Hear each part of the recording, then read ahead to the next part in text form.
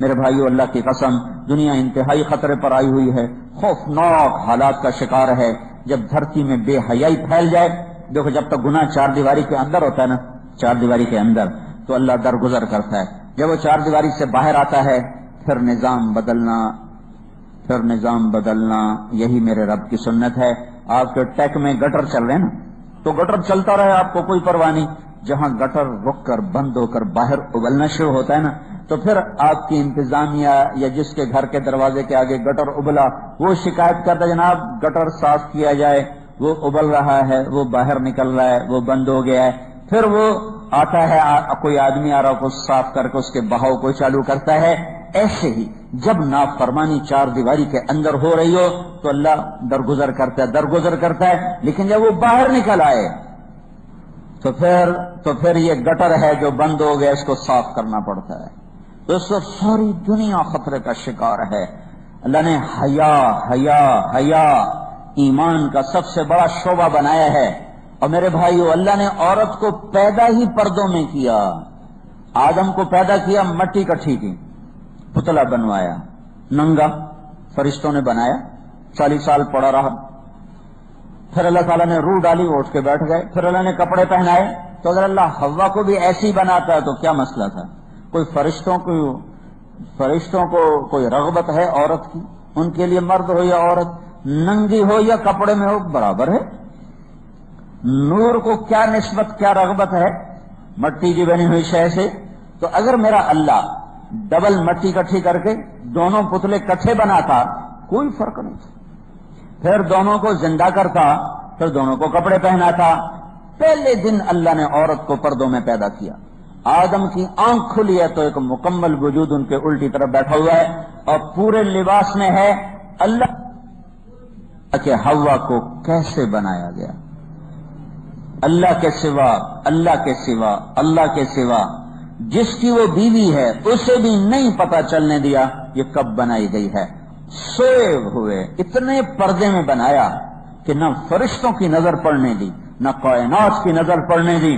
پہلے دن سے اللہ نے ہماری ماں کو پردوں میں پیدا فرما کے مٹی کا پتلا نہیں بنایا، ننگے نہیں ڈالا، پردوں میں چھپا کر بنایا اور مکمل بٹھایا پہلو میں، اور الٹی طرف پیدا کیا، سیدھی طرف سے نہیں پیدا کیا۔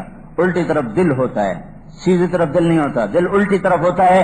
اس بات کی طرف اشارہ کیا ہے کہ یہ عورت جس روپ میں ہوگی اس کا مقام دل ہی میں ہوگا، چاہے وہ بیوی کا روپ ہو، ماں کا روپ ہو، بیٹی کا روپ ہو، بہن کا روپ ہو، خالہ ہو، دادی ہو، جس روپ میں بھی ہے یہ دل کے اندر اس کی جگہ ہے، دل کے دور اس کی جگہ نہیں ہے۔ اللہ نے اتنے پردوں میں اس کو پیدا فرمایا۔ پورے قرآن میں کسی عورت کا اللہ نے نام نہیں لیا سوائے حضرت مریم کے کہ ان کے بیٹے کو لوگوں نے اللہ کا بیٹا بنا دیا۔ تو پھر اللہ نے واضح کیا ذالک عیسی ابن مریم، یہ میرا نہیں مریم کا بیٹا ہے، یہ میرا نہیں مریم کا بیٹا ہے۔ میں پوری تسلی سے آپ کو بتا رہا ہوں، میں نے سارا قرآن ایک دفعہ تسلی سے نہیں کئی دفعہ تسلی سے دیکھا۔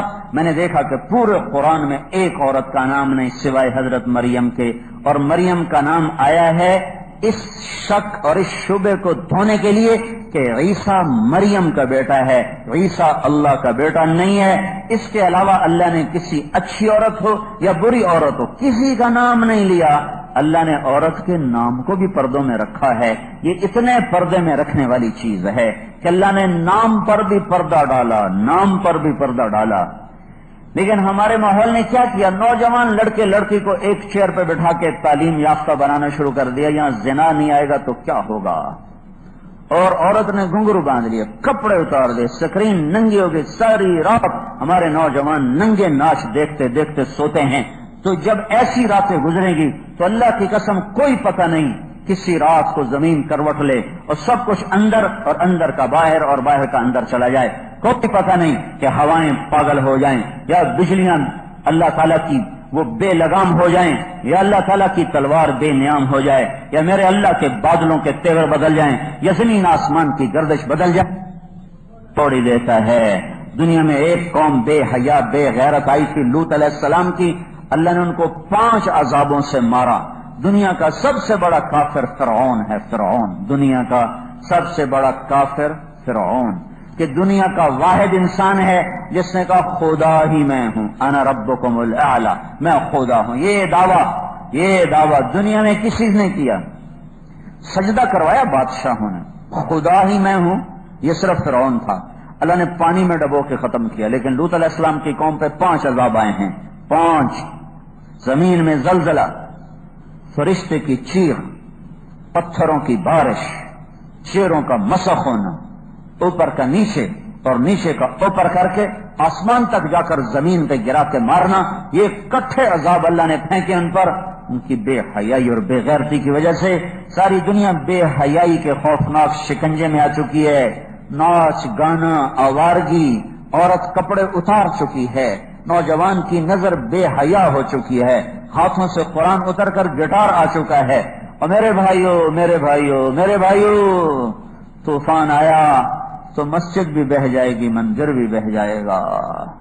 جب بجلیاں چمکیں گی اور گرجیں گے بادل اور تیور بدلیں گے زمین آسمان کے، پھر اللہ کی سنت ہے وَأَنْجَيْنَا الَّذِينَ نَهَوْنَ عَنِ السُّوءِ. اللہ پھر انہی کو ہی بچاتا ہے جو اوروں کو بچانے کے لیے دھکے کھا رہے ہوتے ہیں، ورنہ اس میں ہر شے بہہ جاتی. اللہ تعالیٰ نے موسیٰ علیہ السلام سے کہا تیری قوم کے 1 لاکھ کو پکڑنے لگا ہوں، 40,000 اچھے ہیں، 60,000 برے ہیں. تو اللہ تعالیٰ نے موسیٰ علیہ السلام نے کہا تو 40,000 کا قصور کیا ہے؟ کہ یہ ان 60,000 کو سمجھا نہیں رہے اس لیے ان کو پکڑ رہا. ایک دن طاعون کا وار کیا، پورے 1 لاکھ کو طاعون میں پکڑ کے زیر زمین پہنچا دی. تو میرے بھائیو اللہ کا واسطہ دیتا ہوں، تبلیغ کو جماعت نہ سمجھو. تبلیغ اس وقت کا سب سے بڑا مرہم ہے، تبلیغ اس وقت کا سب سے عظیم کام ہے کہ ہم لوگوں کو ڈنڈے سے نمازی نہیں بنا سکتے، ڈنڈے سے شراب نہیں چھڑا سکتے، ڈنڈے سے ناچ گانا نہیں چھڑا سکتے. ہم ان کی منت کر کے، پاؤں پڑ کے، رو ہو کے، آنسوں سے ہم شیطان کو کنکری مار کے آ رہے تھے. شیطان کو پہلے دن 10 تاریخ، تو اس وقت میں نائی ساتھ ہی کھڑے ہوتے تھے، وہ پل سے اترتے ہی نائی آگے کھڑے ہوتے تھے. یہ کافی پرانی بات ہے. تو وہیں وہ لوگ بعض خط کروا رہے تھے، بعض شیو کروا رہے تھے. تو ہم کنکری مار کے آ رہے تو سامنے ایک نوجوان، وہ داڑھی پہ نا وہ صابن لگایا ہوا اور نائی اس کی شیو کرنے کے لیے تیار کھڑا ہوا ہے. تو ایک ہمارا ساتھی تھا پشاور کا، راشد، اس کو پتہ نہیں کیا ہوا، وہ ایک دم اس کے پاؤں جا کے پڑ گئے اور رونے لگا، کہنے لگا ابھی گناہ معاف کرا کے آئے ہو، آتے ہی یہ گناہ نہ کرو. تو اس کو روتا دیکھ کر وہ نوجوان سیالکوٹ کا تھا، وہ بھی رونے لگا اور اس نے اسے وہی تولیہ لے کر اپنی ساری داڑھی سے صابن صاف کر دیا اور نائی سے کہنے لگا میرا خط بنا دو، میں شیو نہیں کراؤں گا. اور شاید وہ ڈنڈوں سے کبھی داڑھی نہ رکھتا، چند آنسوں نے اس کے دل کی دنیا بدل دی. یہ آنسو اتنے قیمتی ہیں کہ اگر وہ 1000 عمرے کرتا اور 1000 حج نفلی کرتا اور 1000 گھر میں بیٹھ کے ذکر کی تسبیحاں پڑھتا، اللہ کے محبوب کی ایک سنت ایک نوجوان کے چہرے پہ سجانے پر جو اسے ملنے والا ہے وہ ان 1000 عبادات پر وہ نہیں لے سکتا کوئی جو ان چند آنسوؤں پر وہ لے جائے گا. کسی کی ہدایت کا ذریعہ بن جانا، کسی کو جہنم سے نکالنے کا ذریعہ بن جانا. میرے بھائیو یہ احسان عظیم ہے، احسان عظیم ہے پوری دنیا کے انسانوں پر، اپنے اوپر، اپنے ملک وقت. تو اس لیے بھائیو میری گزارش ہے، ایک تو میں بھی توبہ کرتا ہوں، آپ بھی توبہ کرو. اور اس تبلیغ کے کام کے سوا کوئی چارہ نہیں ہے. حکومتوں سے امیدیں بھی نہ لگاؤ اور ان کو گالیاں دینا بھی چھوڑ دو، نہ ان پہ آس رکھو نہ ان کو برا بھلا کہو. یہ ہمارے جیسے مجبور انسان ہیں، ہمارے جیسے بے بس انسان ہیں، ہم سب نافرمان ہیں. ہماری نافرمانی کی وجہ سے ہمارا رب ہم سے روٹھ گیا ہے. اسے مناؤ تو زمین سے لے کر آسمان تک برکتوں کے دروازے وہ کھولے گا، خیر کے فیصلے وہ کرے گا، ہوائیں پھر وہ چلائے گا، موسم وہ بدلے گا، برکتیں وہ لائے گا. اللہ کو مناؤ. اللہ کو منانا دنیا کا آسان ترین کام ہے کہ ایک زندگی ہماری ہے کیا 60-70 سال. میرا اللہ کہتا ہے میرا بندہ تو اتنے گناہ کر کہ آسمان کی چھت کو لگا دے. آسمان کی چھت کو گناہ لگانے کے لیے نا میں آپ کو اللہ کی قسم کھا کے کہتا ہوں، اگر ساری دنیا کے انسان بڑا شیطان بن جائے، وہ بڑا شیطان ابلیس، اور جنات بھی ابلیس بن جائیں اور فرشتے بھی زمین پر آ کر وہ بھی ابلیس بن جائیں اور یہ سارے مل کر قیامت تک گناہ کرتے کرتے کرتے مر جائیں، اللہ کی قسم یہ سب مل کر اتنے گناہ نہیں کر سکتے کہ آسمان کی چھت کو لگا دیں۔ اور میرا اللہ کہہ رہا ہے لو بلغت ذنوبک عنان السماء، ٹیک کا ایک نوجوان، ایک مرد، ایک عورت، لاہور کا ایک مرد، ایک عورت، ایک کہہ رہا ہوں ایک، اتنے گناہ کر میری بندی، اتنے گناہ کر میرا بندہ کہ آسمان کی چھت کو لگا دے، پھر صرف ایک دفعہ کہہ دے یا اللہ معاف کر دے تو میں سارے ہی معاف کر دوں، بلا ابالی، مجھے یہ پرواہ نہیں ہوگی کہ مجھ سے کوئی پوچھے گا، اور مجھے یہ بھی پرواہ نہیں ہوگی کہ تو دوبارہ پھر کرنے لگ جائے گا، میں کہوں گا جاؤ معاف کر دیا۔ یہ میرا اللہ ہے، معاف کرنا اس کے ہاں ایسا خوبصورت عمل اور اتنا پسند ہے۔ قارون، ان قارون کان من قوم موسیٰ فبغى علیہ، قارون کا نام آپ نے سنا ہے نا؟ قارون کا جرم کیا تھا؟ موسیٰ علیہ السلام پہ زنا کی تہمت لگائی تھی۔ موسیٰ علیہ السلام اللہ سے روئے تو اللہ نے کہا، اللہ کے سامنے روئے تو اللہ نے کہا زمین کو کہو جو کہے گا وہ کرے گی، تو انہوں نے کہا پکڑو اسے، جب زمین نے پکڑا تو وہ رونے لگا کہ مجھے معافی دے دو، اسے پتا چل گیا میں اب گیا، تو موسیٰ علیہ السلام نے کہا اور پکڑ لو اسے، تو اب وہ منتیں کرتا گیا اور موسیٰ علیہ السلام کہتے گئے اور پکڑو اور پکڑو، وہ سارا زمین میں غائب ہو گیا۔ تو میرے اللہ نے کہا موسیٰ تیری منتیں کی تو نے معاف نہ کیا، میری عزت کی قسم ایک دفعہ میری منت کرتا میں معاف کر دیتا، وعزتی لو استغاث بی لاغاثتہ، میری عزت کی قسم ایک دفعہ مجھ سے معافی مانگتا میں معاف کر دیتا۔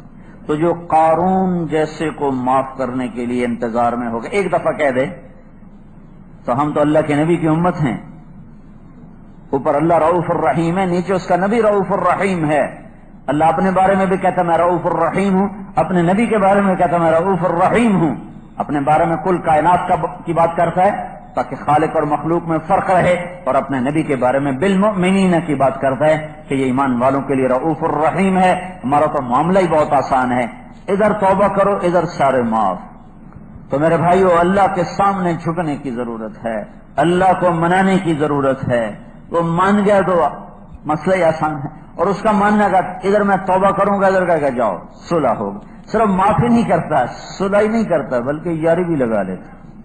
موسیٰ علیہ السلام کے زمانے میں بارش نہیں ہو رہی، وہ تنگ ہو گئے لوگ، وہ اپنے امت کو لے کر باہر نکلے، کو 70,000 آدمی، بارش کی دعا کی، دھوپ تیز ہو گئی، تو موسیٰ علیہ السلام نے کہا یا اللہ ہم نے بارش مانگی تو نے دھوپ تیز کر دی، تو اللہ تعالیٰ نے فرمایا اس مجمع میں ایک آدمی ہے پچھلے 40 سال سے میرا مجرم ہے، جب تک وہ کھڑا ہے میں تیری بھی نہیں سنوں گا۔ تو وہ کیسا مجرم تھا جس نے موسیٰ علیہ السلام کی دعا کو بھی روک دیا؟ تو موسیٰ علیہ السلام نے اعلان کیا بھئی ایسا آدمی ہے اس مجمع میں، نکل جائے دفع ہو جائے۔ تو اس نے ادھر دیکھا پھر ادھر دیکھا، جب کوئی نہ نکلا تو کہنے لگا لو خرجت ففضحت نفسی، اب اگر میں نکلتا ہوں تو ذلیل ہوتا ہوں، اور اگر کھڑا رہتا ہوں بارش نہیں ہوتی۔ ہائے ہائے ہائے، اب اس کو توبہ کا خیال آیا۔ یہ توبہ کون سی ہے؟ اللہ کی محبت کی نہیں، اپنی عزت بچانے کے لیے کہ عزت رہ جاوے، پتہ نہ لگے کسی نو۔ تو اب وہ اللہ سے بات بھی یہی کی اس نے۔ نمبر 2 قسم کی توبہ، نمبر 1 توبہ یہ ہے کہ اللہ کی حیا میں توبہ کی جائے اور اللہ سے ڈر کے توبہ۔ یہ کیوں توبہ کر رہا ہے؟ میرے عزت رہ جاوے۔ تو کہنے لگا اللہم انی عصیتک 40 سنة فامہلتنی فجئتک تائبا فاقبلنی، میرے مولا 40 سال تیری نافرمانی کی تھی، تو میں نو کجی آیا، آج بھی مہربانی کر جاندی کر، اے میری توبہ، میری عزت رکھ۔ اس کا سوال دیکھو کر، میری عزت رکھ، میری توبہ، میری عزت رکھ، سارا مطالبہ ہی نمبر 2 ہے۔ اور وہ کیا کہہ رہا ہے؟ وہ اوپر والے نے کیا کیا؟ ہائے ہائے ہائے، ہوا کا رخ بدل گیا، بادل اٹھا اور بارش ہوئی چھما چھم۔ تو موسیٰ علیہ السلام نے پوچھا یا اللہ آدمی تو مجمع سے نکلا کوئی نہیں، بارش کیسے ہوئی؟ تو میرے اللہ نے کیا کہا؟ جس کی وجہ سے روکی تھی اسی کے تو فعل ہو گئی، سمجھ رہے ہو؟ اس کے وسیلے سے اتنی جلدی اتنا اوپر چلا گیا کہ اس کے تو فعل ہو گئی۔ تو موسیٰ علیہ السلام کہنے لگے یا اللہ وہ کیسے ہو گئی؟ تو میرے اللہ نے کہا اس نے توبہ کی، ہم نے صلح کی، بس گل مک گئی۔ 2 حرف اس توبہ کی تھی، آپ صلح کی۔ کیوں کہ اللہ پر کوئی چیز اثر نہیں کرتی، میں تو معاف کرنے میں اس لیے دیر لگاتا ہوں کہ میرے اوپر زیادتی کا اثر ہوتا ہے، وہ جب تک اثر ختم نہیں ہوتا معاف کرنے کو دل نہیں کرتا۔ اور اللہ بے نیاز، سارے سجدے میں پڑ جاؤ بے نیاز، سارے فرعون بن جائیں بے نیاز، ساری دنیا شیطان بن جائے بے نیاز، ساری دنیا جنید بغدادی اور عورتیں رابعہ بصری بن جائے بے نیاز، نہ ہمارے سجدوں کی پرواہ نہ ہمارے کفر کی پرواہ، لہذا وہاں دوستی بڑی جلدی لگتی ہے۔ تو میرے اللہ نے کہا اس نے توبہ کی، ہم نے صلح کی۔ تو موسیٰ علیہ السلام کہنے لگے کون ہے؟ تو اللہ تعالیٰ نے کہا جب نافرمان تھا پتہ نہیں بتایا، جب یاری لگی اب کیسے بتاؤں؟ لوگوں سے کہتا ہوں چگلی نہ کھاؤ خود چگلی کھاؤں، ہیں لوگوں سے کہتا ہوں کسی کی پکڑی نہ اچھالو خود اپنے بندے کی پکڑی اچھالوں، نہیں، یہ میرا اور میرے بندے کا راز ہے، یہ میرے اللہ کی کرم نوازی ہے کہ وہ یوں معاف کرنے کے لیے تیار ہے۔ اور جب کوئی آدمی توبہ پہ پکا ہو جاتا ہے تو اس سے اگلی سنو، اگلی کیا کرتا ہے؟ فَأُولَٰئِكَ يُبَدِّلُ اللَّهُ سَيِّئَاتِهِمْ حَسَنَاتٍ، جب کوئی توبہ پہ پکا ہو جاتا ہے تو اللہ تعالیٰ کہتا ہے جتنے گناہ کیے تھے پہلے معاف کیے تھے، اب ہر گناہ کے بدلے میں ایک نیکی لکھ دی ہے۔ ایسا رب خود سوچ بھائی، معاف کر دینا ہی کتنی بڑی دولت ہے، انہوں نے معاف بھی کر دیا ہے اور جتنے گناہ کیے نا سب کی جگہ نیکیاں لکھی۔ ہمارے ایک دوست تھے، ان کی بیٹی کی شادی تھی، تو میں کبھی نہیں جاتا ایسے موقعوں پر اس قسم کی جگہ پر، لیکن اس نے میری اتنی منت کی کہ میں شرمندہ ہی ہو گیا۔ میں نے کہا اچھا بھائی میں آ جاؤں گا، اور پھر اس نے مجھے تسلی دلائی کہ وہاں سارا الگ الگ ہے، عورتوں کا انتظام الگ ہے، مردوں کا الگ ہے، پی سی لاہور میں۔ تو میں نے کوئی 30-32 برس کے بعد اس ہوٹل میں قدم رکھا، ماضی کے دھندلکوں میں جھانکتے کتنی صبحیں کتنی شامیں وہاں گزری ہوئی تھیں غفلت کی۔ تو میں جب وہاں سے نکلنے لگا کھانے کے بعد تو عورتیں نکل رہی تھیں، اکثر بے پرد تھیں، تو وہاں گیلری میں مجھے کسی نے روک لیا، مجھ سے بات کرنے لگ گیا، میں کھڑا ہو گیا، دائیں بائیں کچھ اور عورتیں کھڑی تھیں، اتنے میں سب کی نظر پیچھے لگی، عورتوں کی بھی مردوں کی بھی۔ تو مجھے سمجھ میں نہیں آیا کہ یہ نظریں پیچھے کیوں اٹھ رہی۔ کیا دیکھا، میرے قریب سے ایک خاتون گزری جو سر سے لے کر پاؤں تک مکمل برقعے میں، ہاتھوں پہ بھی دستانے تھے اور پاؤں میں جرابیں تھیں، اور ایک بالکل سادہ سا برقع انہوں نے پہنا ہوا تھا۔ جب وہ گزری ہے تو ایک دم سناٹا چھا گیا، سارے عورتوں پر بھی سارے مردوں پر بھی۔ تو مجھے اس وقت خیال آیا کہ یہ حق ہے، یہ سورج جب چمکتا ہے تو ہر ایک کو اس کی روشنی نظر آتی ہے۔ وہ عورت اتنے اعتماد سے گزری، ورنہ ایسے ماحول میں تو جنہوں نے پردے کیے ہوتے ہیں وہ پردے اتار دیتے، سر سے دوپٹے اتار دیتے، وہ اس میں اس طرح گزری، سب کی نظریں شرم و حیا سے جھک گئیں۔ وہ عورتیں جن کے دوپٹے کہیں جا رہے تھے ان کی بھی نظریں شرم و حیا کی وجہ سے جھک گئیں۔ یہ مسلمان عورت کی پہچان ہے، یہ فاطمہ کی بیٹی ہے، یہ خدیجہ کی بیٹی ہے، یہ مغرب کی ننگی بیٹی نہیں ہے کہ جہاں ماں بیٹی کا تصور ختم کر دیا گیا ہے۔